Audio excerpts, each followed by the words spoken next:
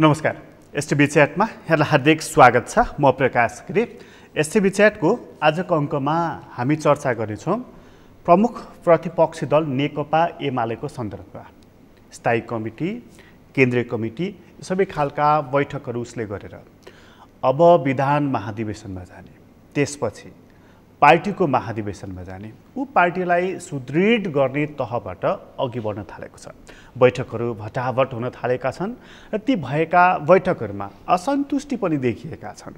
व्यवस्थापन गर्ने कोसिसहरू पनि भइराखेको देखिन्छ, तर त्यहाँ केही फरक मतहरू पनि देखिन थालेका छन्। हिजोका गल्ती कमजोरीहरूलाई सच्याउँ भन्ने तहबाट आजको अङ्कमा चाहिँ हामी नेकपा एमालेको यो आन्तरिक छलफलले नेपालको राष्ट्रिय राजनीति सुधार्नको लागि कति मद्दत गर्छ, नेकपा एमालेलाई सुधार्नको लागि कति मद्दत गर्दछ।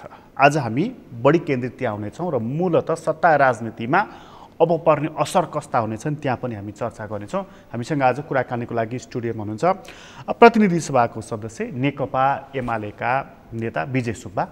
तपाईँलाई स्वागत छ। धन्यवाद। तपाईँहरू शुक्रबारदेखि त निरन्तर छलफलमा बैठकमा रहनुभयो, कति ऊर्जावान भएर निस्कनुभयो त्यहाँबाट?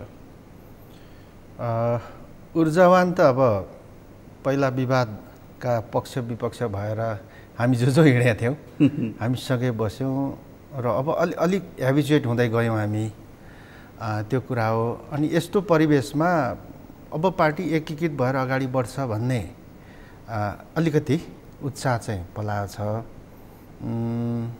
अहिले त्योभन्दा एकदम धेरै अब के भयो यस्तो अवस्था त होइन।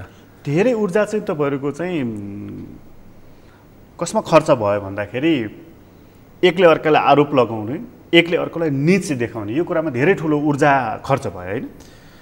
धेरै ठुलो ऊर्जा खर्च भयो त त्यसरी चाहिँ म भन्दिनँ, तर मैले मेरो कुरा गर्दा जे नहुनु पर्थ्यो, जे त्यो मिटिङमा ननिस्किनु पर्थ्यो त्यो निस्क्यो। भन्न खोजेको हाम्रो पूर्व तेस्रो धार भनौँ 10 जना साथीहरू, उहाँहरू सबैले त बोल्नु भएन। घनश्याम भुषाल र भीमरावजीहरूले बोल्नुभयो। उहाँहरूको जुन अडान छ नि माधव नेपालसँग रहँदाको अडान, त्यही अडान उहाँहरूले दोहोऱ्याउनु भयो। सबै शब्दहरू आएन किनभने थोरै बोल्नुभयो, अहिले थोरै बोल्नुपर्छ भन्ने लागेकै छ उहाँहरूलाई। हामीलाई पनि त्यो लाग्यो र हामी त बोलेनौँ, थोरै बोल्नुभयो। तर उहाँहरूको सम्पूर्ण अर्थ पहिला माधव नेपालसँग हुँदा केपी ओलीसँग जे कुरा गर्नुहुन्थ्यो, जे बार्गेन गर्नुहुन्थ्यो, जे आरोप लाउनुहुन्थ्यो, जे भन्नुहुन्थ्यो त्यो कुराहरू आयो। यसले हामीलाई अलिक दुखी तुल्याएको छ, मलाई अलिक दुखी तुल्यायो। किनभने यो दुईवटा कुराहरूको विवाद समाधानको रूपमा हामीले 10 बुँदे सहमति पनि गऱ्यौँ, त्यसलाई रचनात्मक ढङ्गले प्रयोग गर्ने पनि भनिएको छ। त्यो रचनात्मक शब्द त्यतिकै राखेको होइन। पार्टी अध्यक्ष केपी ओली भन्नुहुन्छ नि जस्ताको तस्तै लागु हुन सक्दैन, त्यो सिचुएसनल कुरा हो क्या। जस्ताको तस्तै त हुँदैन। कतिपय ठाउँमा अर्को पार्टीमा लागेका छन्, माधव नेपालतिर लागेका छन्, त्यो मान्छे आउँदैन। जस्ताको तस्तै त्यहाँ पनि हुँदैन। अनि कस्तो छ भने भीमरावजी भन्नुहुन्छ जस्ताको तस्तै, म सुदूरपश्चिमको इन्चार्ज थिएँ, इन्चार्ज हुनु पऱ्यो नि। त्यो अक्षरश 10 बुँदेको कुरा गर्दा हो। तर जति बेला उहाँहरू माधव नेपालतिर लागेर समानान्तर गतिविधि गरिरहनु भएको थियो अथवा एमालेलाई सिद्ध्याउने, केपी ओलीलाई सिद्ध्याउने भनेर लाग्दै हुनुहुन्थ्यो, त्यसबेला नेकपामा सँगै काम गरेका लेखराज भट्टहरू, रामबहादुर थापा बादलहरू एमालेको संस्थापन पक्षमा उभिनुभयो। अनि सबै साथीहरू भीमजीहरू अर्कोतिर लागेर तहस बनाउँदा उहाँहरू एमाले जोगाउनुपर्छ भनेर उभिनुभयो। त्यही कारण उहाँहरू सुदूरपश्चिमको इन्चार्ज हुनुभयो। लेखराज भट्ट बागमती प्रदेशमा, रामबहादुर थापा बादल। अब जस्ताको तस्तै भनेपछि त उहाँहरूलाई फेरि विस्थापित गर्नु पर्यो, उहाँहरूलाई त मुन्ट्याउनु पर्यो नि।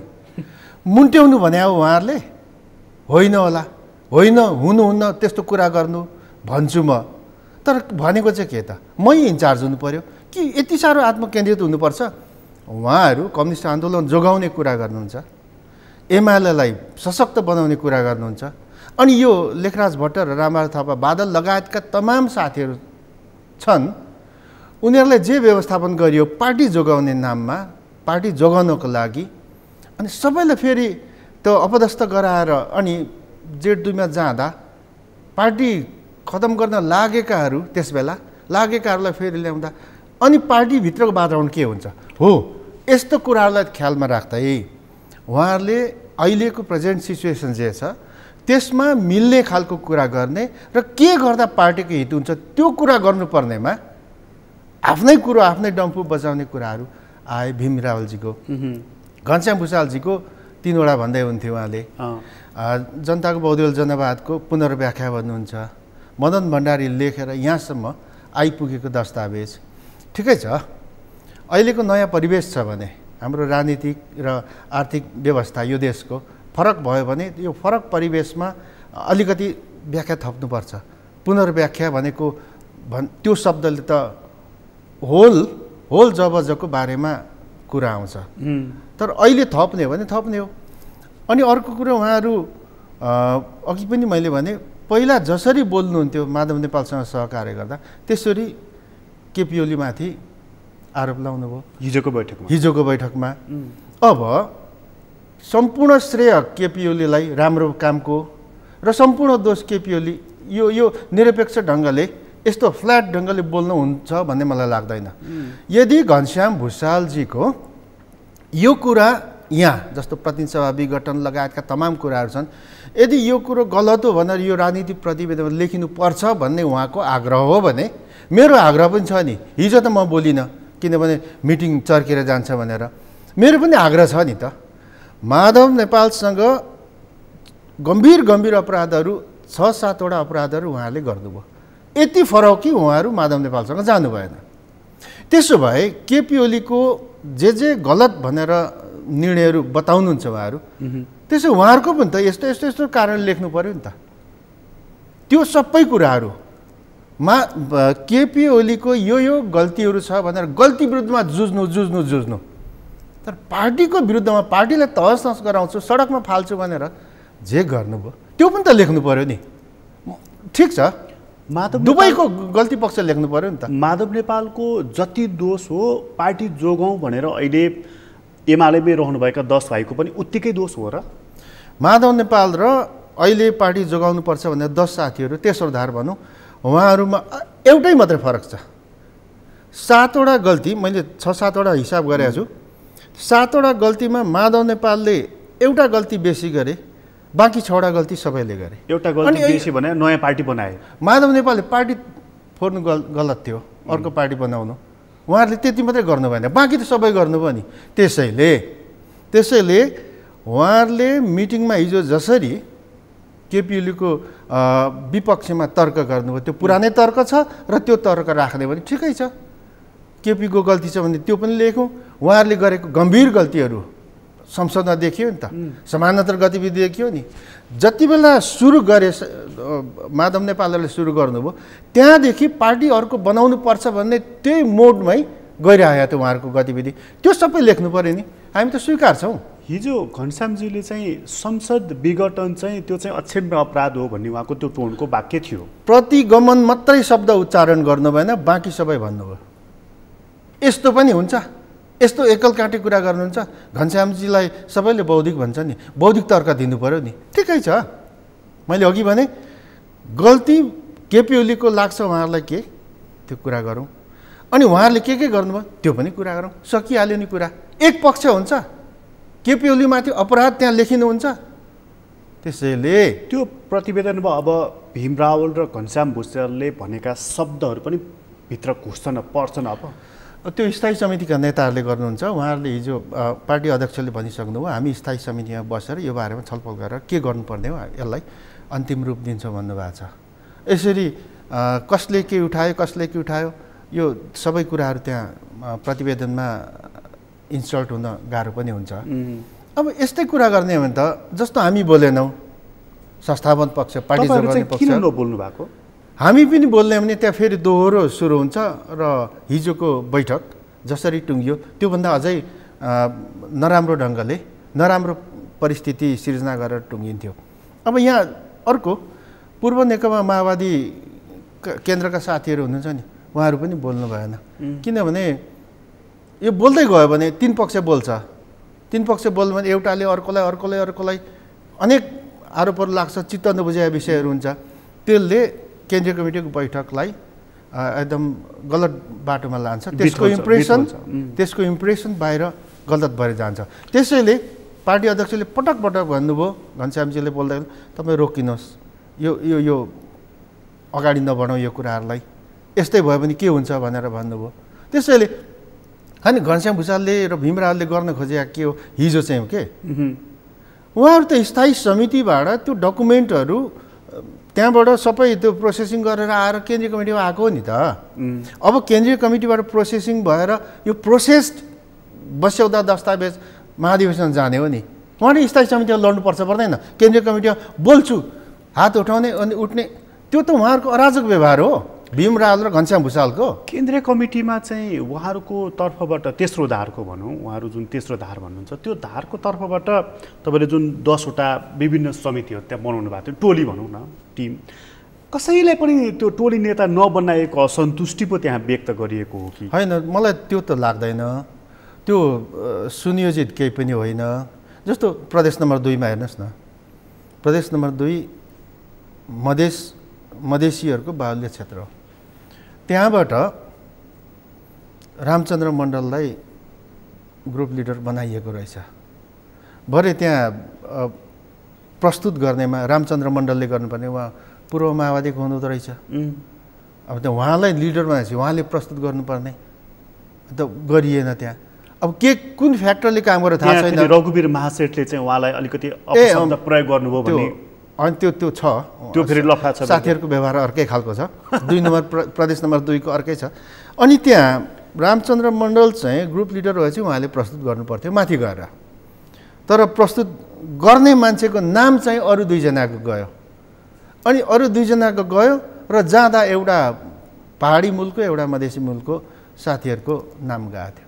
अब कसले भन्ने, कसले त्यहाँ प्रस्तुत गर्ने हो, त्यो प्रदेश नम्बर 2 को चाहिँ त्यो अलिक गडबड भयो। सिङ्गो नेकपा एमाले एउटा, प्रदेश 2 अर्कै खालको छ। त्यस्तो भयो र यस्तो कुराहरूमा ध्यान दिनुपर्छ। तपाईँले अघि भन्नुभयो नि तेस्रो धारका साथीहरूले ग्रुप लिडर बनाइएन भन्ने, यो त्यस्तै हुन्छ। ल फलाना फलाना, ल फलाना, ल फलाना नाम एउटा कसैले उच्चारण गर्यो, ल फलाना, यस्तो टाइपको हुन्छ। हिजोको बैठक हेर्दाखेरि चाहिँ नेकपा एमाले जुन संस्थापन पक्ष भनिएको छ त्यो तपाईँहरू भएको र तेस्रो धारको बिचमा चाहिँ नि एउटा ग्याप, अविश्वासको, आशंकाको रहेछ भन्ने कुरा चाहिँ देखियो होइन? त्यो ढाँट्नु हुँदैन। त्यो अहिले पनि मन त्यो रसायन लागिसकेको छैन। त्यो पूर्व नेकपा माओवादी केन्द्रबाट आउनुभएकोहरूसँग पनि त्यस्तै छ। यस्तो हुन्छ, परिचय घुलमिल एकदम अहिले जति हुनुपर्थ्यो त्यति भइसकेको छैन, बिस्तारै हुँदैछ। हामी कतिपयले एक अर्काको नाम जान्दैनौँ, चिन्दैनौँ, त्यस्तो अवस्था छ। त्यसैले यो अझै घुलमिल हुन बाँकी छ। त्यो तेस्रो धारका नेताहरूलाई चाहिँ नि अध्यक्ष केपी ओलीले चाहिँ बदला लिइराख्नु भएको छ भने सार्वजनिक सञ्चार माध्यममा, केही सामाजिक सञ्जालहरूमा म त्यो टिप्पणीहरू देख्छु, केही विश्लेषणहरू पनि देख्छु। वास्तवमा तेस्रो धारलाई निमिट्यान्न पार्ने त्यहाँनिर चाहिँ नि कोसिस हुँदैछ? होइन, मलाई त्यस्तो लाग्दैन। यो केही कुराहरूले, जस्तो यो 10 बुँदे जुन सम्झौता छ, समझदारी, त्यसलाई जस्तातस्तै कार्यान्वयन गर्ने सिलसिलामा केही अप्ठ्यारोहरू आएका छन्। त्यसैले यसमा त्यो चाहिँ किनारा लाएको जस्तो त्यस्तो त्यसलाई परिभाषित गर्न खोजिएको त्यस्तो अवस्था होइन। बाहिर चाहिँ अघि तपाईँले भन्नुभयो एउटा इन्चार्जको सन्दर्भमा, खास गरी सुदूरपश्चिमको भीम रावललाई नै इन्चार्ज दिनुपर्थ्यो, दिएन। एउटा योगेश भट्टराईलाई प्रवक्ता भनिनु पर्थ्यो प्रचार विभागमा लगेर, अहिले बल्ल बल्ल एडजस्ट गरिएको छ। अष्टलक्ष्मी साकेलाई बागमती प्रदेशको चाहिँ त्यसको प्रमुख अथवा इन्चार्ज बनाइनु पर्थ्यो, रामबहादुर थापालाई बनाइएको छ। यस्ता यावत कुराहरूलाई लिएर के भनिँदैछ भने होइन, केपी ओलीले यी 10 जनालाई विश्वास गरेका छैनन्, मात्र के हो भने माधव नेपालतिर गएनन्, यतातिर बसे, यिनीहरू यहाँ बसेर दुःख चाहिँ मैलाई दिने हो, त्यसकारण यिनीहरूलाई धेरै जिम्मेवारी दिनुहुन्न भन्ने उहाँमा पनि त्यो चाहिँ छ है भनेर जुन चर्चाहरू छ नि, त्यो चाहिँ सही हो? त्यस्तो होइन, त्यस्तो होइन। यो यहाँ एउटा त्यो समानान्तर गतिविधि भएको बेलाको तिक्तताले अलिकति काम गरेको छ, तर त्यस्तो होइन। जहाँ तलको तिक्तता अलिक कम छ त्यस्तोमा मिलिसकेको छ। जस्तो मेरो जिल्ला तेह्रथुममा माधव नेपाल पक्षमा समानान्तर गतिविधि गर्ने चर्कोभन्दा चर्को गतिविधि गर्ने अध्यक्ष हामीले गरिसक्यौँ। कतिपय जिल्लामा त्यो भइ नै सकेको छ। तर अघि मैले भने लेखराज भट्ट, रामराज थापा, बादल यस्तो केससँग मिल्ने केसहरूमा त त्यो सोच नै भनेको त भीमजीहरूले हो नि त। अब त्यो उहाँहरू एमाले सखाप गर्न लागेको बेला एमाले त आफूलाई बचाउनको निम्ति काम गर्यो। त्यो गरेको काम त परिस्थितिको उपज हो नि। त्यस्तो हो भने त जस्तै भनेपछि माधव नेपालको पार्टीमा जाने मान्छेहरू कसरी आउन सक्छ? आउनु पर्यो भन्नु पर्यो नि। त्यसो भए हामीले त लु ल्याउँ न त, माधव नेपाललाई नै ल्याएर वरिष्ठ नेता बनाउन भन्नु पर्यो नि। मैले 10 बुँदे सहमतिको कारणको कुरा त्यस्तो यो कुतर्कहरू छ नि। कुतर्कहरूलाई मिसाएर हामी माथि हेला गरियो भन्ने यस्तो त यो बौद्धिक मान्छेले, तार्किक मान्छेले यस्तो कुरै गर्न मिल्दैन। अलि अगाडि तपाईँहरूलाई लागेको थियो होला कि नेकपा एमालेको जुन गुट थियो त्यो गुट चाहिँ अब अलिकति भेरी कम भयो भन्ने लागेको थियो होला। यो तेस्रो धार भन्ने नयाँ गुट जन्मियो त्यसपछि।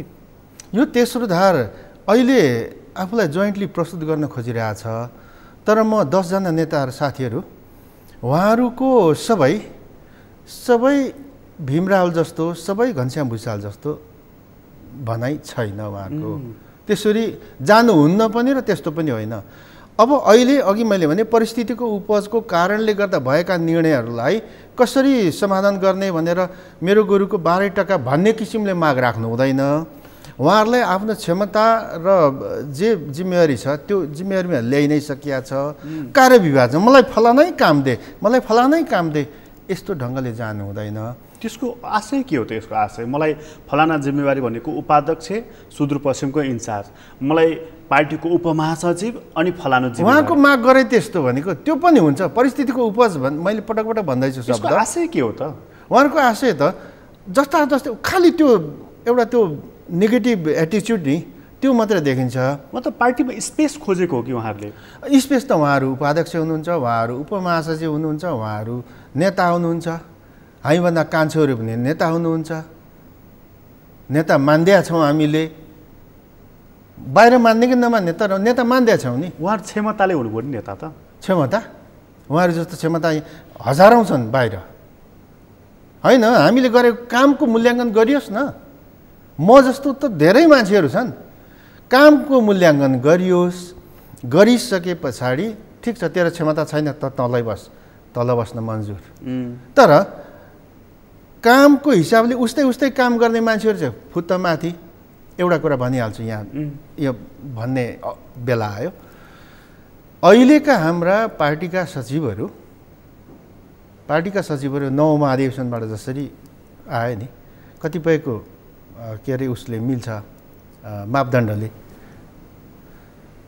पार्टीको केन्द्रीय पदाधिकारी हुनको निम्ति त्यसबेला पोलिट ब्युरो पनि एउटा लेयर थियो, अहिले नराख्ने भन्ने कुरा आउँदैछ। पोलिट ब्युरो सदस्य हुनुपर्छ भन्ने अहिले पनि छ र पहिला पनि थियो। 9औं महाधिवेशन तोड्यो। पोलिट ब्युरो नभएका मान्छेहरू पदाधिकारी भएका छन्। हामी पोलिट ब्युरो सदस्य भएकाहरू हुन त त्यसबेला म पार्टीमा थिइनँ। उदाहरणको लागि पोलिट ब्युरो सदस्य भइराखेकाहरू क्षमता भएका साथीहरू पछाडि परेका छन् अनि पोलिट ब्युरो नभएका केन्द्रीय सदस्यहरू सचिव भएका छन्। अनि यो के कसरी भयो भन्दा गुट बनाइयो। गुट बनाउनु बेठिक थियो। गुट बनाइयो। गुट बनाएपछि त त्यही पदको सङ्ख्या चाहिँ दुईतिर हुन्छ नि। दुईतिर हुन्छ, दरबन्दी खाली हुन्छ, दरबन्दी खुला हुन्छ। दरबन्दी भएपछि त हाल्नु पर्यो। हालिसकेपछि गुरुरु गए पोलिट ब्युरो नभएका पनि पदाधिकारी। अनि उनीहरू जतिको क्षमतावान पनि दुवै गुटमा, माधव गुटमा र केपी गुटमा त्यसबेला त्यो समूहमा क्षमता भएकाहरू तल अनि नजिक भएकाहरू यताउता गर्नेहरू गणेशहरू माथि। गुट नभएको भए अहिले पार्टी फुटे पनि थिएन है। गुट बनाउन प्रयत्न गर्नेको अहिले नेता भइखाएका साथीहरू उनीहरू प्रष्टै भन्छन् नि, भनिएकै सुनेकै छौँ नि हामीले। अनि माधव र केपी समूह नबनाएको भए अनि हामी कहाँबाट सचिव हुनु, कहाँबाट नेता हुनु? मैले भनेकै त्यही हो। दरबन्दी खाली हुन्छ, खुला हुन्छ अनि त्यस्तो भएको। अब भन्नुहोस्, म यो प्यानलवालाको घोर विरोधी 5औं राष्ट्रिय महाधिवेशनमा म त अब कार्यकर्ता मात्रै हो त्यसबेला महाधिवेशन प्रतिनिधि। प्यानल नबनाऊ भनेर पटक पटक विवाद गर्ने झगडा गर्ने मान्छेमा प्यानल बनाइयो। अहिलेको जस्तो खुला त भएन। त्यसबेला लिस्ट बाल्ने केशवलालजीहरू, रघुपन्तहरू हामीलाई कुट्नै खोजिन्थ्यो महाधिवेशनमा, हामी अल्पमत भएकोले। त्यो प्यानलको क्रम जारी रह्यो। 6औँमा त पार्टी नै फुट्यो, 7औँ आयो अहिलेसम्म। सबैभन्दा खुला प्यानलिङ भएको चाहिँ यो नवौँ महाधिवेशनमा। अनि दुईटा प्यानलै भन्यो। हाम्रो दुर्दशा यो पनि छ कि महाधिवेशन प्रतिनिधिहरू अनि हाम्रा केन्द्रीय कमिटी सदस्यहरू जुन प्यानलमा बसे महाधिवेशनमा, त्यो प्यानलको नेता मान्नै पर्ने। कस्तो भनेको त्यो महाधिवेशनमा ल ठिक छ प्यानलबाट आइयो अरे, प्यानल हुनुहुन्न त्यो अहिले रोक्ने कुरा गरेको छ है। त्यो प्यानलमा भइसकेपछि ल माधव नेपाल, केपी ओली, अनि केपी ओलीलाई सधैँ मानिरहनुपर्छ भन्ने कस्तो कम्युनिस्ट नेताहरू, केन्द्रीय कमिटी सदस्यहरू, माधव नेपाललाई मानिरहनुपर्छ भन्ने कस्तो कम्युनिस्ट नेताहरू, कस्तो म जस्तोहरू, जसले त्यो प्यानलको हिसाबले अनि राम्रो र नराम्रो, गलत सही यो मूल्याङ्कन गर्नु पर्दैन। केपी शर्मा ओलीले गलत गर्नुभयो भने गलत गर्नुभयो भन्नु पर्दैन। माधव नेपालले गलत गर्नुभयो भने गलत गर्नुभयो भन्नु पर्दैन। तपाईँ यो कारण गल्ती गर्दै हुनुहुन्छ त्यस कारण तपाईँसँग म छैन भन्नु पर्दैन। कम्युनिस्टहरू त्यस्तो होला नि त। हामीलाई तल गाउँ कमिटीमा पार्टीमा सङ्गठित गर्दै गर्दा हामीलाई त सबै त्यही भनिएको थियो। एकदम विचार, सिद्धान्त, योजना यो सबै गरेर पार्टी यहाँसम्म आयो। त्यो सिकाएको कुरो अहिले केन्द्रीय कमिटी भएकाहरूले चाहिँ म त माधव प्यानलमा थिएँ, माधव जे भन्यो त्यही हुँदा त पार्टी फुटाए, अनेक गर्दा पनि उतै परे।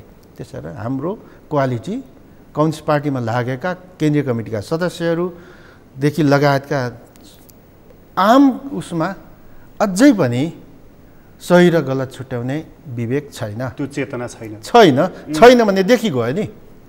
त्यत्तिकै त्यो एउटा त्यो हनुमानगिरी गरेर त कम्युनिस्ट पार्टी त अगाडि बढ्दैन।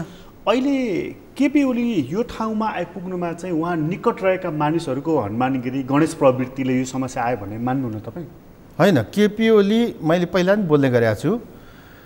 केपी शर्मा ओलीलाई जति गाली गरिने गरिन्छ, अहिलेको समकालीन राजनीतिमा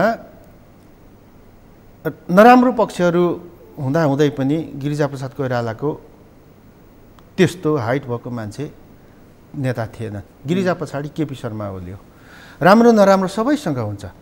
केपी शर्मा ओलीसँग तुलना गर्नुपर्ने नेतै छैनन्। अब उहाँलाई नेता बनाउने, उहाँलाई लोकप्रिय बनाउने काम हामी लाखौँ कार्यकर्ताहरूको हाम्रो देन छ। उहाँको क्षमता भएकोले उहाँलाई हामीले नेता बनाउन सक्यौँ है। अब तपाईँले भने जस्तो उहाँको आसेपासेको कारणले उहाँको इमेज राम्रो हुनुभन्दा उहाँले 100% गाली खानुहुन्छ भने 90% चाहिँ त्यो उहाँको टिम हामी जस्तोहरूको कारणले उहाँले गाली खानुभएको छ। सरकार चलाउँदा पनि, बाहिर पार्टी चलाउँदा पनि। मान्छे हो, कहीँ गल्ती हुन्छ, 10% उहाँको आफ्नो मानवीय कमजोरी होला, सबैको हुन्छ होइन। त्यसबाट म मुक्त छु भन्नै सकिँदैन। त्यसकारण केपी ओली क्षमताले नेता हो। क्षमताले गर्दा अरू नेताभन्दा फुत्त माथि निक्लेको एउटा करिश्मा भएको नेता हो। तर उहाँले जति इमान्दार काम गरे पनि प्रधानमन्त्री हुँदा जति इमान्दार कुराहरू विकास निर्माणको मात्र तुलनै छैन। केपी ओली जति कसैले गरे होइन। उहाँको जति क्षमता छ, जे छ त्यसलाई सही बाटोमा जानको निम्ति, लानको निम्ति सहयोग गर्ने हाम्रो जिम्मा हो। तर हामी नै उहाँको वरिपरि बसेर हामी नै उहाँलाई प्रयोग गर्न खोज्छौँ भने खोजियो र त्यसकारण उहाँले धेरै गाली खानुभयो। सबभन्दा ठुलो कमजोरी उहाँले कहाँ गर्नुभयो? होइन, कमजोरी त मैले अहिले तुरुन्तै भने नि एकछिन अगाडि, उहाँलाई नजिकबाट फिडब्याक दिने ग्रुप छ। त्यो ग्रुपहरू कतैबाट अरू स्वार्थबाट प्रभावित भएको कारणले जो प्रधानमन्त्री एक्लैलाई त जति राम्रो भए पनि सबै कुरो त थाहा हुँदैन। उहाँले चल्ने भनेको आफ्नो दायाँ बायाँका हातहरू हुन्। दायाँ बायाँका हातहरूबाट उहाँलाई सही सूचनाहरू नदिएको कारणले है, मिसगाइड गरिएको कारणले केपी ओलीलाई गाली खानु परेको। आज पनि त उहाँ त्यही घेराबन्दीमा हुनुहुन्छ नि। घेराबन्दी मैले भन्ने गरेको छु, यो अहिलेको पार्टी सङ्कटमा छ, यसलाई राम्ररी लानको निम्ति हामीसँग ठुलो चुनौती छ। यो चुनौतीको सामना गर्नको निम्ति पहिला जे कारणले केपी शर्मा ओलीमाथि आलोचना गरिएको छ त्यो सम्पूर्ण टोटल करेक्सन हुनुपर्छ भनेर मैले हाम्रो अध्यक्षलाई केपी शर्मा ओलीजीलाई मैले भनिसकेको छु। टोटल करेक्सन भनेको उहाँको टिम, उहाँको हेल्पिङ ह्यान्ड्सहरूमा पनि त्यो हेल्पिङ ह्यान्ड्सहरू निस्वार्थ हुनु पर्यो। केपी ओलीले यो देशलाई जे बनाउँछु भनेर बोल्नुहुन्छ, गर्नुहुन्छ, गर्नुभयो, त्यसलाई बिल्कुल पोजिटिभली अगाडि लानको निम्ति मात्रै काम गर्नुपर्छ। त्यो हामी दायाँ बायाँका हातहरूले गलत गरेकै कारणले, गलत सूचना गरेकै कारणले उहाँको कतिपय निर्णयहरू आलोच्य भएका होलान्। जस्तो कतिपय कुराहरू सरकारमा आउँदा केही कुराहरू पर्याप्त ग्राउन्ड नभइकन निर्णय भएका थिए, पर्याप्त ग्राउन्ड नभइकन, त्यसले गर्दा आलोचना भयो। हो, पर्याप्त ग्राउन्ड नभइकन निर्णय भएको थिए। त्यो ग्राउन्ड को हो? हामी जस्ताहरू हौँ। हामी जस्ताहरूले निष्पक्ष ढङ्गले, निस्वार्थ रूपले हामीले उहाँलाई फिडब्याक दिएको भए त यो चाहिँ यस्तो यस्तो होला प्रधानमन्त्रीज्यू भनेर भन्नुको भए प्रधानमन्त्रीको कतिपय निर्णय आलोच्य हुने थिएनन्। प्रधानमन्त्रीको रूपमा चाहिँ उहाँसँग एउटा सल्लाहकार टिम थियो, सहयोगीहरू थियो, त्यो टिमले सही सल्लाह दिएको भए तपाईँले भनेको कुरा एउटा कुरा हुन्थ्यो। पार्टीमा चाहिँ उहाँको सल्लाहकार भनेको चाहिँ जस्तो पार्टी भयो, उहाँको सल्लाहकार भनेको त स्थायी कमिटी भयो, पोलिट ब्युरो भयो, र अध्यक्ष पछिको उपाध्यक्ष त अलिकति सेरिमोनियल पोस्ट भयो, महासचिव त एक्टिभ पोस्ट हो नि त, होइन? पार्टी अध्यक्ष प्रधानमन्त्रीको रूपमा राज्य सत्ता सञ्चालनमा व्यस्त भएपछि महासचिवले हो नि त पार्टी सम्हाल्नुपर्ने, होइन? अर्को हिसाबले भन्दा अध्यक्षको सहयोगी पनि त हो नि, होइन? महासचिव, उहाँको भूमिका कस्तो रह्यो? महासचिवले आफूले गर्न सकेको कुराहरू गर्नुभयो। महासचिव एक्लैले यो सबै कुरा सम्हाल्ने सम्भावना पनि छैन। अब महासचिव कमजोर भनेर भन्न थालियो भने, स्थायी समिति कमजोर भनेर भन्न थालियो भने, यस्तो मूल्याङ्कन गर्न थालियो भने केन्द्रीय कमिटी अनि अरू कार्यकर्ताहरूको बारेमा त अघि मैले भने। त्यसकारण पार्टीलाई सही ट्र्याकमा ल्याउनको निम्ति महासचिवको प्रयत्न जारी थियो र जारी छ। तर अहिले यस्तो भाव छ कि धेरै ठाउँमा अराजकता बढिसकेको छ। कसले कसलाई नमान्ने, कसले कसलाई नमान्ने यस्तो कुराहरू भइसकेको छ। पार्टीका कतिपय निर्णयहरू नेकपा भइकन त अधिकांश निर्णयहरू कार्यान्वयन हुन सकेन। त्यसको फ्याक्टर चाहिँ अब प्रचण्ड पनि हो, माधव नेपाल पनि हो, होइन? त्यस्तो। तर महासचिवले जसरी सबैलाई समेटेर लान सक्ने अवस्था थियो, त्यो अवस्था थियो, तर त्यो समेट्न सकिएन। समेटिन नसक्नुको कारण चाहिँ बिग्रेको वातावरण पनि हो। तर अब धेरै ठाउँबाट महासचिवले जसरी यो पार्टीको बिग्रिरहेको अवस्थालाई सपार्नु पर्थ्यो भनेर आशा गरिएको छ। उहाँलाई अलिअलि आलोचना पनि आउने गरेको छ। त्यसैले अब सम्पूर्ण आलोचना चाहिँ यो मानेमा कि जस्तो पार्टी अध्यक्ष ठिक छ, पार्टी अध्यक्षका कमजोरी भएर एकछिनलाई मानिदिने हो भनेदेखि सम्हाल्नको लागि दोस्रो व्यक्ति महासचिव हो नि त। उहाँ पार्टी विग्रहमा जाँदा मिलाउनको लागि, असन्तुष्टिहरू चुलिँदाखेरि त्यसलाई न्यूनीकरण गर्नको लागि उहाँ किन सक्रिय हुनु भएन? यस्तो भयो। अब वातावरण चाहिँ कस्तो भयो भने प्रधानमन्त्री केपी शर्मा ओली, पार्टी अध्यक्ष केपी शर्मा ओलीलाई जसरी आक्रमण भयो, चौतर्फी आक्रमण भनेको विदेशी शक्ति, पश्चिमी शक्ति सबैको कारणले हो।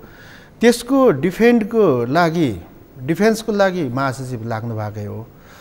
तर महासचिवको व्यक्तिगत क्षमता छैन भन्ने कुरा अहिले बोल्नु हुँदैन यसरी। तर पार्टीको वातावरण जुन छ नि, त्यो सम्पूर्ण रूपमा अराजक, अव्यवस्थित यस्तो भएको हो के।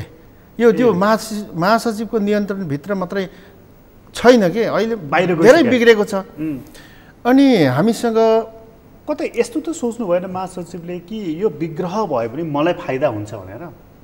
त्यस्तो अब मनको कुरो त हामी पढ्न सक्दैनौँ, होइन? म यसलाई एउटा कुरामा तुलना गरिदिन्छु। अलि अगाडिकै मात्र कुरा सुन्यो भने पनि अध्यक्ष हुनको लागि म योग्य छु, अब म अध्यक्षको तयारीमा लाग्छु भन्ने उहाँको सार्वजनिक अभिव्यक्ति आयो। तर त्यसका केही दिनपछि उहाँले आफ्नो अभिव्यक्तिहरू सच्याउनु भयो, त्यो बेग्लै प्रसङ्ग छ। तर उहाँले आफूलाई प्रकट जुन गर्नुभयो नि केपी ओलीले अघिल्लो अधिवेशनमा म एकचोटिको लागि अध्यक्ष, प्रधानमन्त्री म एकपटकको लागि, त्यसपछि तिमीहरू नै हो भनेर उहाँले जुन बोल्नुभयो त्यसपछिको तयारी उहाँले आफ्नो लागि आफूलाई गरेको त्यो अभिव्यक्तिबाट देखिन्छ नि। होइन अध्यक्ष हुन त अरूले पनि गर्नुहुन्छ, उपाध्यक्षहरू हुन्छ अध्यक्षको लागि होइन। तर के छ भने पार्टी अध्यक्षलाई डिफेन्ड गर्ने सवालमा महासचिवले गर्ने हो, त्यो गर्नुभयो। अध्यक्षको निम्ति आफूलाई योग्य ठान्नुभयो, त्यो गल्ती होइन होइन। अब केपी ओलीले एकचोटि मात्रै हो भनेर भन्नुभयो, तर अहिलेको परिवेश बिस्तारै परिस्थिति बिस्तारै यसरी हुर्किँदैछ कि फेरिको अध्यक्ष केपी ओली नै हो, फेरिको अध्यक्ष केपी ओली नै हो। म जस्तैहरूले कतिपयले भन्छन् होला यो भनेको नभनिकन व्यवहारमा त प्रचण्ड र माधव नेपालले नै अब फेरि यो केपी ओली अध्यक्ष हुने भयो, त्यसैले भनेर महाधिवेशनमा नपुगिकन बिचैबाट मुट्याउन खोज्या हो नि त। त्यसैले यो फेरि केपी ओली हुने भयो, हुनुपर्छ त म भनिहाल्छु, हुने भयो भन्ने चाहिँ माधव र प्रचण्डले नै झलनाथले नै बुझेको। अब यहाँ अध्यक्ष केपी फेरि हुनुपर्छ चाहिँ किन भन्नुहुन्छ तपाईँ? अनि केपी ओलीको प्रतिस्पर्धामा हुने नेता पनि त हुनु पर्यो नि। जस्तो उहाँसँग किन प्रतिस्पर्धा गर्नु पर्यो? उहाँ अब अभिभावक भएर ल हेर्नुहोस्, चलाओ, उहाँको भाषामा केटा हो, ल केटा हो चलाओ। तपाईँको कुरा पनि आयो कि हिजो हाम्रो अहिलेको मस्यौदा विधान मस्यौदामा 70 वर्षको एज बार लगाइएको छ कि म त त्यसको विरोधी हो। किनभने दोस्रो पुस्ता पनि मैले देखेको छु, हामी दोस्रो पुस्ताको नेताहरू आफूलाई भन्छन् नि यस्तो पुस्ता त हामीसँग हजारौँ छ पार्टीभित्र। अघि मैले भने गुट दरबन्दीको कारणले नेता भए भिन्नै कुरा हो। त्यसैले यो दोस्रो पुस्ताको कुरा अब 70 वर्षको भन्दैछु म। एक सेकेन्ड, तपाईँको 70मा यो दोस्रो पुस्तामा तपाईँ त्यति आशावादी देखिनु भएन? म त चमक देखिनु मैले पटक पटक भनिसकेँ, को कस्ता छन्, को कहाँ के गर्छन्, कसले के गरे, यो सबै कुराहरू देखेँ। र हिजोस्तिको यो समानान्तर गतिविधिमा त देशव्यापी रूपमा अरू पार्टीकोले पनि देखेँ हाम्रा दोस्रो पुस्ता कस्ता हुन् भनेर। त्यसैले दोस्रो पुस्ताको म भर गर्दिनँ, छैन। म मेरो नेता हुन लायक मलाई देख्दिनँ म। अब सुन्नुहोस्, 70मा आउँ, 70को कुरा। 70 वर्ष मैले केपी ओली फेरि हुनुपर्छ भनेको, किनभने उहाँ जस्तो उहाँको प्रतिस्पर्धी नेतै छैन हगि। अब केपी ओली जस्तोहरूलाई अब उहाँहरू 70 वर्ष पुग्नु होला, यसचोटि त उम्मेदवारी दिन भ्याउनुहुन्छ। 70 वर्ष नागेको चाहिँ के नालायक हुन्छ भनेको हो, काम गर्न सक्दैन भनेको हो? 70 वर्ष एक दिन पुगेपछि त्यो सक्यो, त्यो नालायक हुन्छ। नालायक हुन्छ भने सिङ्गापुरको होला ली कुआन यू 98 वर्ष कि कति वर्ष प्रधानमन्त्री, मलेसियाको Mahathir Mohamad Lee Kuan Yew पनि हो महाथिर, अनि ली कुआन यू पनि त्यस्तै बुढा। अनि त्यो 70 वर्ष नाग्ने बित्तिकै नालायक हुन्छन्। मनमोहन नालायक हुनुहुन्थ्यो, भरतमोहन नालायक हुनुहुन्थ्यो, अमृत बोहरा नालायक हो। त्यसैले यो 70 वर्ष चाहिँ यसको विरोधी म।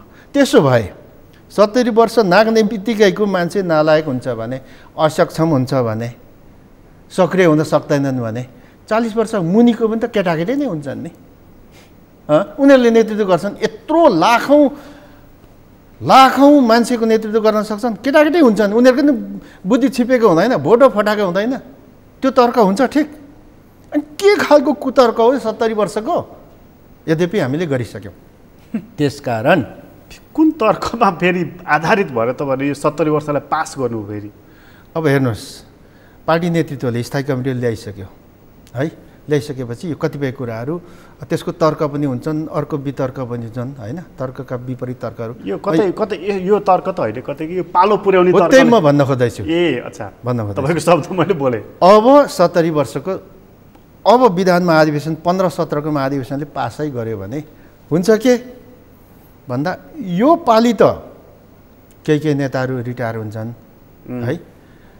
अर्को महाधिवेशनमा अहिलेको यो माथिको सिनियर टोटल जान्छन्। त्यस पछाडि नेतृत्वमा आउने दोस्रो पुस्ता भनेको हाम्रो पुस्ता हो। हाम्रो पुस्ता भनेको अहिलेको दोस्रो पुस्ता, अघि मैले नाम लिएको नपत्याएको पुस्ता, भीमरावलदेखि म लगायत अहिले मैले नपत्याएको पुस्ता, दोस्रो पुस्ता। अब यो पुस्ता आउँछ होइन नेक्स्ट महाधिवेशन। यो पुस्ता पछाडिको यो देशको नेकपा एमाले हाँक्ने पुस्ता कहाँ छ? तेस्रो पुस्ता, अहिलेको तेस्रो पुस्ता कहाँ छ? दोस्रो पुस्ता त मै गएँ, मेरो उमेर पनि नेताहरूभन्दा 2-4 वर्ष मात्रै कान्छो हो। मैले नेताहरूभन्दा दुःख गरेको छैन। तपाईँ पनि 60 को हाराहारीमा त पुग्नुभयो। 60 हाराहारी होइन, 63-64 वर्षको मान्छे हो मभन्दा 3-4 वर्ष मात्रै जेठो हुन्छ नेताहरू। उहाँहरू भूमिगत हुनुभयो, जेलनेल खप्नु, हाम्रो नेता हुनुभयो, श्रद्धेय नेता हुनुभयो। उहाँहरू नभएको भए कम्युनिस्ट आन्दोलन यहाँसम्म आइपुग्ने थिएन। दोटुक मेरो मूल्याङ्कन। अब दोस्रो पुस्ता आउँछ होइन त? हो, यो सिनियर पुस्ता यो महाधिवेशन पछाडि त आउँदैन, तपाईँहरूको पुस्ता आउँछ। त्यो दोस्रो पुस्ता सकिएपछि, मेरो पुस्ता सकिएपछि आउने पुस्ता कस्तो पुस्ता आउँछ? अनि यो कालान्तरमा आउने अहिलेको नेकपा एमाले जस्तो ठुलो पार्टीलाई हाँक्ने आउने पुस्ता कहाँबाट? विद्यार्थी युवाबाट। विद्यार्थी युवा पुस्तामा आशा लाग्दो कोही नेताहरू हेरौँ त, कहीँ छ? पढ्या पनि छैनन्। केही मान्छे राम्रो के अरे पढेका, कम्युनिस्ट शिक्षाले दीक्षित भएकाहरू छन्। तर आम रूपमा अहिलेको प्रवृत्ति कहाँ पुगेको थाहा छ? रेस्टुरेन्टमा जाने, मिटिङ रेस्टुरेन्टमा गर्ने, बिल तिर्ने 15,000 20,000 यताउता एकदम हाई फाई, 3टा मोबाइल, 3टा मोबाइल, अनि त्यसले पार्टी हाँक्छ। हामी कसरी हुर्क्यौँ? हाम्रा श्रद्धेय नेताहरू कसरी हुर्किए? हामी कसरी हुर्क्यौँ? हाम्रो स्कुलिङै फरक, हाम्रो कक्षा नै फरक, हामीलाई पढाउने गुरु नै फरक। अहिलेको पुस्ता जो अब मेरो पुस्ता पछाडि जेनतेन मभन्दा पछाडिको पुस्ताले चल्ला, त्यस पछाडि आउने भविष्यको पुस्ता कहाँ छ? त्यसले कम्युनिस्ट पार्टीको कुरा कहाँ बुझ्या हुन्छ? तपाईँ दोस्रो पुस्तालाई नै भर गरिराख्नु भएको छ नि, तेस्रो चौथो पुस्ता त झन् कसरी हुन्छ? त्यसैले नि यो 70 वर्षको बार 70मा लाउने भने तल 40 भने मैले तर्कको लागि 30 राखे हुन्छ, 35 राखे हुन्छ। यो दुईटै बेतुकको कुराहरू हुन्। नालायक नेताहरूलाई त 50 वर्षकाले नेतालाई पनि त नछान्नु पर्यो नि, हामीले 60 वर्षकोले नछान्नु पर्यो नि, 55 वर्षकोले नछान्नु पर्यो नि। नालायक त जति बेला पनि त निकाल्ने अवसर त छ त महाधिवेशनहरूमा, अधिवेशनहरूमा। अनि के चाहिँ निकाल्न खोजेको? 70 को त्यो फ्ल्याट बार लगाएर अखिलकै राजनीति गरेर विद्यार्थीको अध्यक्ष भएर एउटा पनि मिटिङ राख्नु नसकेर भागी हिँडेकोलाई 70 वर्षमा नेता बनाउनु पर्ने के जरुरी छ र? के जरुरी? त्यसैले यो तर्कसँग त म सहमत भएँ। तर तपाईँ यो भनेको 70 भने चाहिँ पालो पुर्याउने कुरा रहेछ मैले अहिले बुझ्दाखेरि। होइन मान्छे, म त हाम्रो नेताहरू, नेपाली नेताहरू कसरी पो यस्तो कुराहरूमा बहकिन्छन् विश्लेषण नगरिकन म छक्क पर्छु। पार्टी प्रणालीमा त पार्टी कमिटीहरूमा छलफल हुनुपर्ने यसै कारणले हो नि त। त्यहाँ तपाईँहरू बोलिदिनु हुन्न, समस्या त्यही त हुन्छ नि। होइन, आजभोलि बोलिँदैन, पहिला बोलिन्थ्यो, अहिले बिग्रेर आएको छ। विशेष गरी आजकल बोल्यो भने चाहिँ आँखाको तारो हुन्छ भनेर, त्यो पनि सत्य हो। हेर्नुहोस् है, अब म नेताहरूबाट नरुचाएको मान्छेमा ध्यान पर्छु जस्तो लाग्छ। मेरो मूल्याङ्कन म त्यसरी गर्छु। पुरानो शिक्षा हो मेरो, कम्युनिस्ट शिक्षा, पुरानो शिक्षा हो 46 भन्दा अगाडिको। म 26 साल 27 साल 26 अन्तिमदेखि 27 साल 26-27 सालमा 10-11 वर्षको हुँदादेखि कम्युनिस्ट शिक्षा त्यहाँदेखि लिँदै आएको मान्छे। अब हाम्रो शिक्षा दीक्षा, हाम्रो स्कुल भिन्नै हो, अहिलेको स्कुल भिन्नै छ।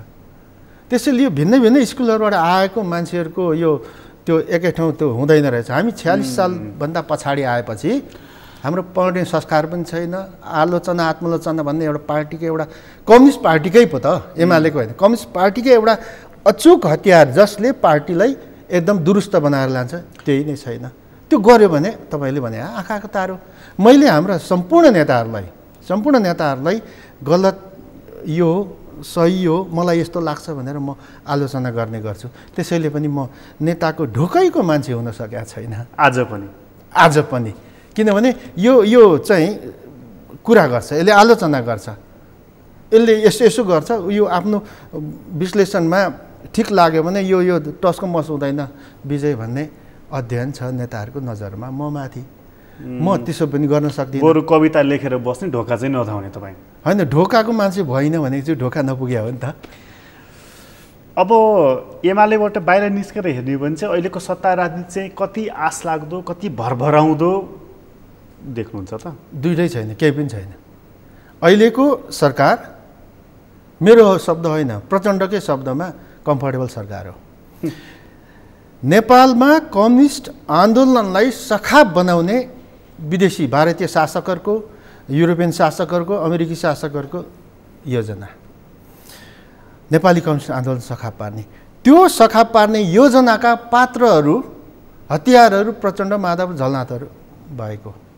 माधव पनि हो। माधवले जति बेला गतिविधि सुरु गर्नुभयो, कुनै बेला तपाईँले असाध्यै आदर गरेको पात्र हो नि। आदर गरेको र उहाँबाट असाध्यै पेलिएको पात्र हो। र यो योजना त्यो हो। अब यो कहाँ आएर फोकस कहाँ भयो भने यो देशको कम्युनिस्ट आन्दोलनलाई मूलधार बनाएर ल्याउने जिम्मा एमालेले गर्यो।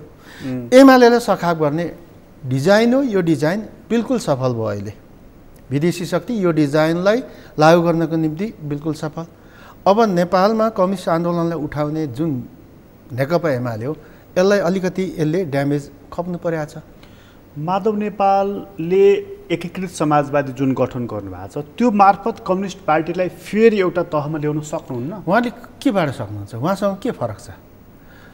उहाँको हिजो अस्तिको केन्द्रीय कमिटी निर्माणमा देखियो पद कसरी, मान्छे व्यवस्थापन गर्न पद कस्तो हुँदो रहेछ, के गर्नु हुँदो रहेछ।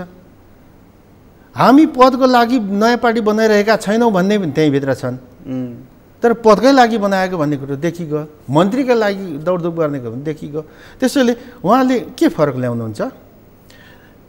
जब फरक हो कि यो संसदीय मोर्चा, यो संसदीय फाँट सङ्घर्षको क्षेत्रलाई प्रयोग गर्ने सवालमा फरक हो कि पार्टीको संरचना फरक हो कि उहाँमा के छ? क्रान्तिकारिता के छ? के फरक छ? यो फरक चाहिँ के हो भने माधव नेपालको पार्टी चाहिँ सोली जस्तो रे, तपाईँहरूको पार्टी चाहिँ पेरुङ्गो जस्तो रे, त्यो चोयाको पेरुङ्गो जस्तो रे भनेर चुइन्छ नि त्यो त होइन। त्यो जसरी त्यो प्रतीक प्रस्तुत गरे पनि हुन्छ, त्यो आफूलाई लागेको जस्तो मलाई त्यो लाग्यो भने म सोली जस्तो भनिदिन्छु, मलाई अर्को लाग्यो भने पेरुङ्गो जस्तो, त्यो केही पनि होइन। उहाँसँग नेकपा एमाले भन्दा भिन्नै केही पनि छैन। त्यसको अलग अस्तित्व छैन।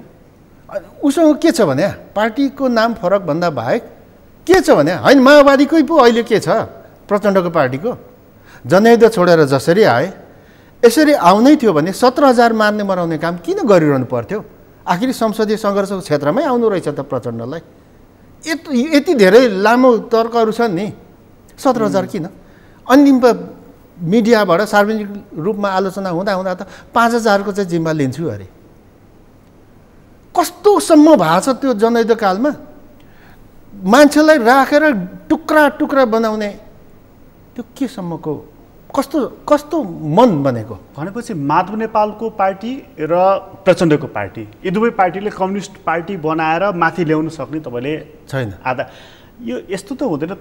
पर्सिको चुनावमा चाहिँ तपाईँहरू फेरि तिनटै मिलेर कार्यकर्ता एकता गर्दै मोर्चा गर्दै जाउँ भन्ने तहमा त होइन। त्यो असम्भव त होइन।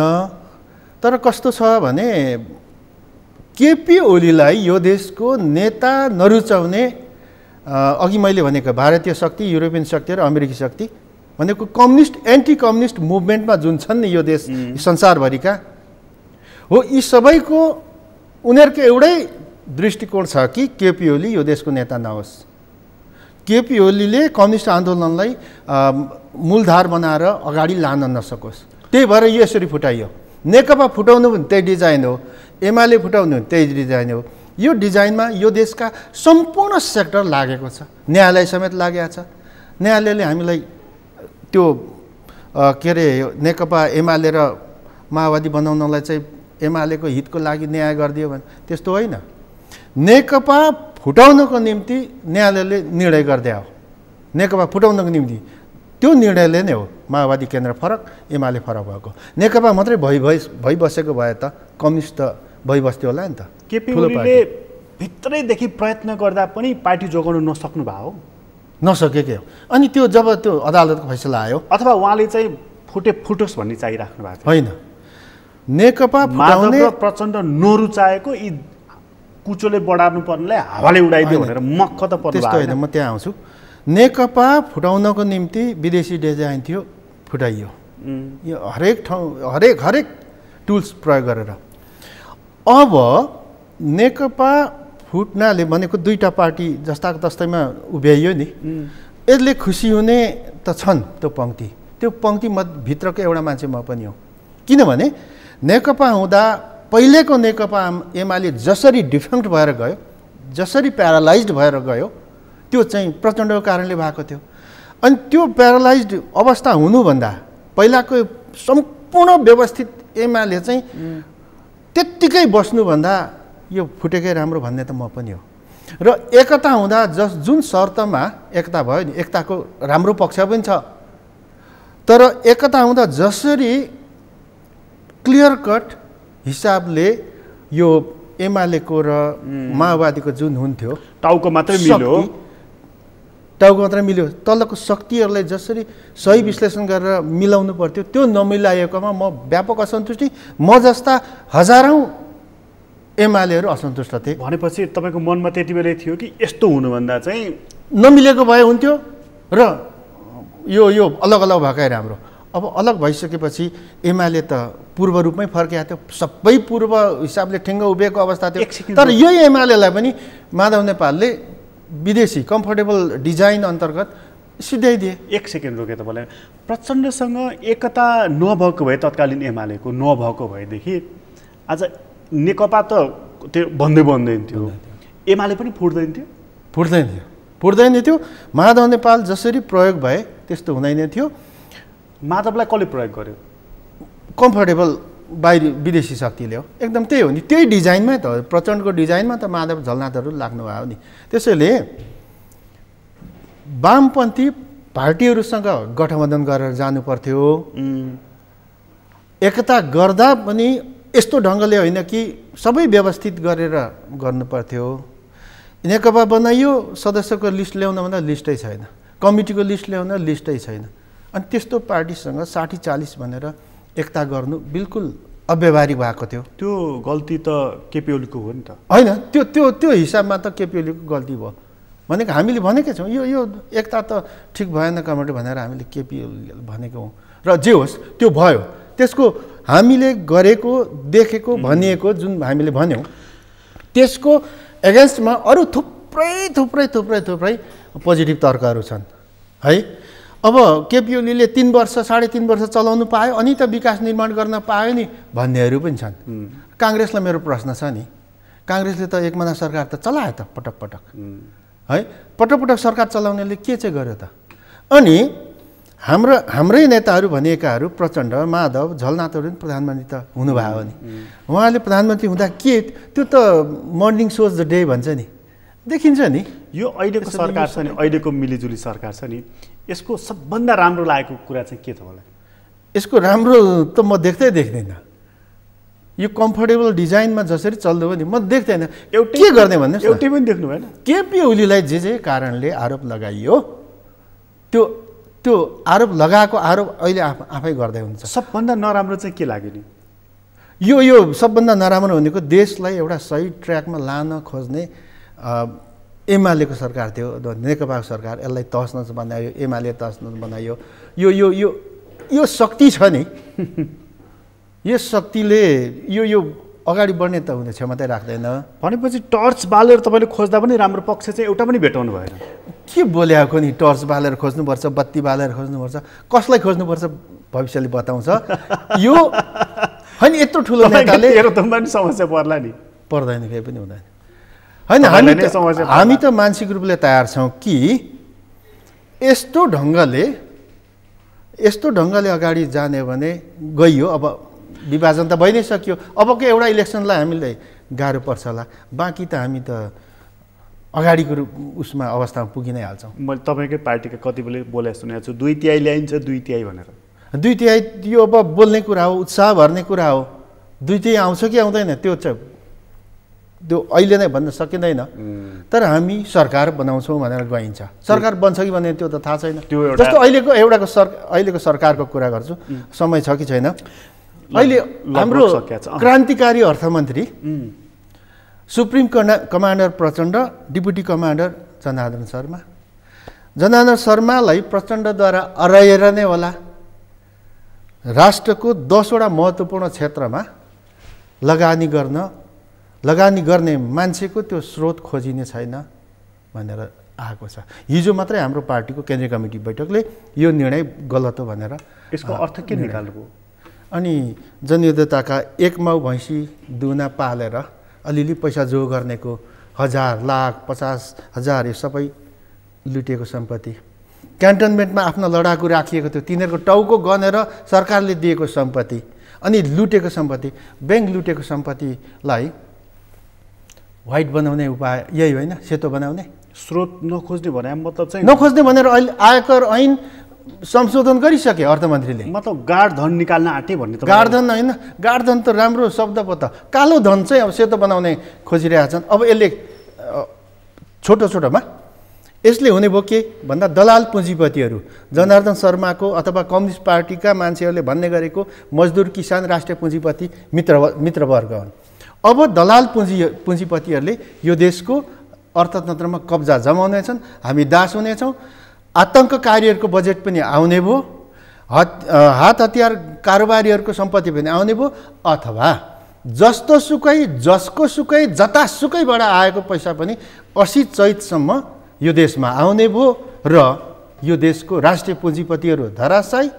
यो देशको 10 क्षेत्र तोकेका छन्, कृषि उद्योगमा आधारित, सिमेन्ट उद्योग, स्टिल, यो जे भनिएको छ यो राष्ट्रिय अर्थतन्त्रको नसा क्षेत्र हुन्। यो सबै ठाउँमा अहिलेका पुँजीपतिहरूभन्दा दलाल पुँजीपतिहरू बेसी आउँछन्, उनीहरूसँग हजारौँ गुणा बेसी सम्पत्ति छ। ती दलाल पुँजीपतिहरू गलत पुँजीपतिहरूको नियन्त्रणमा यो देश जाँदैछ। त्यो बाटो खोल्ने जनार्दन शर्मा र जनार्दन शर्मालाई अराउने प्रचण्ड हुन्। त्यो प्रचण्ड भएको यो गठबन्धन सरकार, यो सरकारले गरेको यो निर्णयले हेर्दै जानु होला। पैसा ल्याएन, लगानी गरेन, नेपालमा फाइदा हुँदैन भनेर आएनन् भन्ने त एउटा कुरा हो, तर यो देशलाई नियन्त्रणमा राख्नको लागि, करेली लाउनको लागि विदेशी दलाल पुँजीपतिहरू आउनेछन् र हाम्रो देश, यो देशभित्रका देशभक्त पुँजीपतिहरूको हातबाट बाहिर जान्छ। यो गठबन्धन सरकारले यो गर्दैछ, यसको परिणाम बहुत खतरा छ। यो बारेमा एमसिसीको बारेमा जसरी जनजनमा चेतना पुग्यो नि, यो त्यसरी उठाउनु पर्ने इस्यु हो। तपाईले उठाउनुहुन्छ? मैले त बोलिरहेको छु, खै हाम्रो नागरिक समाज, खै बुद्धिजीवीहरू, खै सत्यवादी भनाउँदाहरू, यो देशका इमान्दार पङ्क्ति हुँ भन्नेहरू कहाँ छन् अहिले? यो कुरा कि त उनीहरूले बुझेका छैनन् कि बुझी बुझ पसाएका छन्।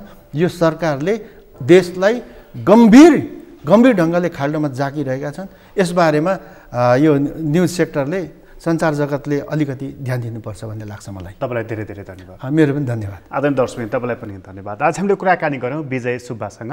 उहाँसँगको कुराकानी अहिलेलाई यति नै। एसटिभी च्याटबाट म प्रकाश किर्दाई बिदा दिनुहोस्। सगरमाथा टेलिभिजन हेर्दै गर्नुहोला। नमस्कार।